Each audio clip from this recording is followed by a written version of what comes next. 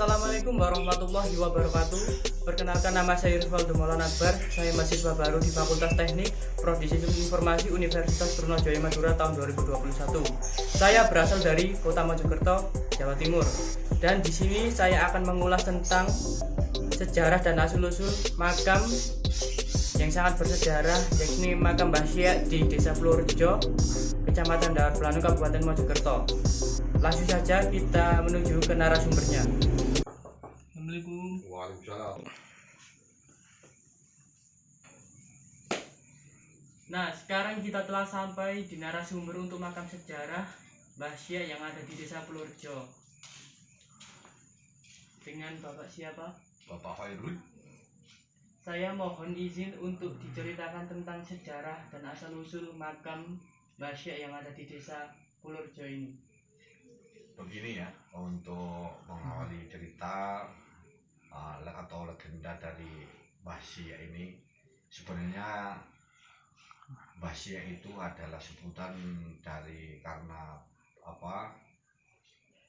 bibir orang Jawa. Sebenarnya itu adalah Mbah Syekh itu sebenarnya sebutan dari Syekh ya, kalau orang Islam itu mengatakan Syekh, yang beliau itu bernama lengkap adalah Syekh Abdul Majid, dan beliau ini sebenarnya berasal dari wilayah Gresik, yaitu dari masih santri.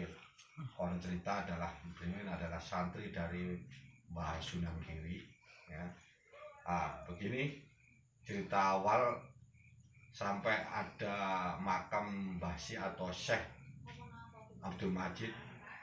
Pada mulanya pada zaman dahulu, yaitu Desa Purworejo ini masih berpenduduk yang sangat sedikit dan sudah berdiri satu desa ya. Desa ini masih dikelilingi dengan hutan belantara, dan Bapak Kepala Desa ya di sini waktu itu yang mempunyai tanggung jawab yang sangat berat. Karena apa? Pada waktu itu di Desa Purworejo ini sangat diganggu dengan para perampok-perampok yang menjarah penduduk Desa Purworejo. Karena keadaan yang sangat gawat seperti itu, Bapak Kepala Desa atau Pak Lurah waktu itu ya, dan beliau itu berkeluarga dan mempunyai seorang anak atau seorang putri satu ya, yang penduduk sini itu menyebut dengan Nyai Karni. Nah, itu singkat cerita, pada waktu itu karena untuk menanggulangi perampok, Bapak Kepala Desa atau Bapak Lurah Desa Purworejo waktu itu mempunyai membuat sayembara yang intinya siapa saja yang bisa mengusir perampok-perampok itu, karena beliau mempunyai seorang putri. Jadi kalau yang bisa mengusir perampok itu kalau laki-laki akan diambil sebagai menantu, kalau yang mengusir perampok itu seorang wanita maka akan diambil sebagai anak. Dan mengenai Mbah Syekh ya, Mbah Syekh itu pada waktu itu sebenarnya beliau tidak mempunyai tujuan ke desa sini. Beliau itu adalah santri dari Mbah Sunan Giri, mendapat utusan untuk mencari tambahan ilmu ke wilayah Pasuruan. Waktu itu ceritanya ke Pasuruan.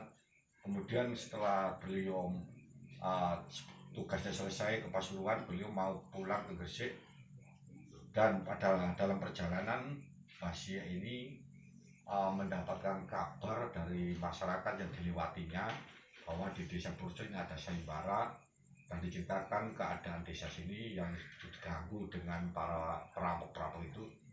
Sebenarnya beliau datang ke sini itu tujuannya adalah untuk membantu masyarakat Desa Purworejo untuk mengusir para perampok-perampok itu. Kemudian datanglah beliau ke Desa Purworejo ini, dan alhamdulillah beliau bisa mengalahkan para perampok-perampok itu, dan akhirnya tidak akan kembali lagi ke mengganggu desa Projo.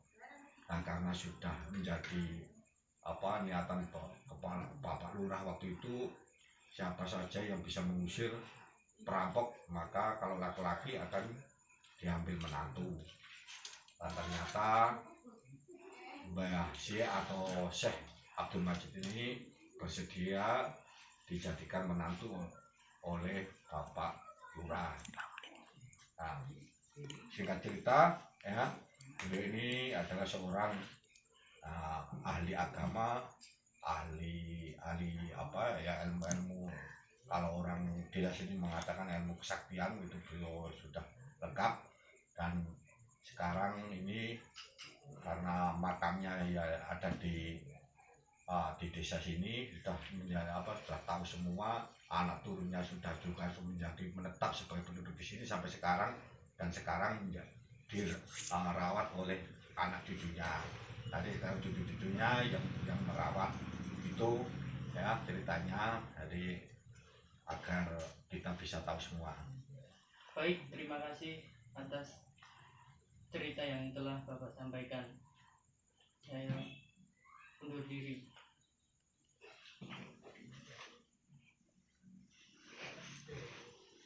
Nah, itu adalah sedikit ulasan dan cerita tentang asal-usul makam Mbah Syekh yang ada di Purworejo ini. Sebelumnya, saya mohon maaf yang sebesar-besarnya apabila ada kekurangan atau salah dalam menjelaskan atau informasi yang saya jelaskan. Sekian, terima kasih. Wassalamualaikum warahmatullahi wabarakatuh.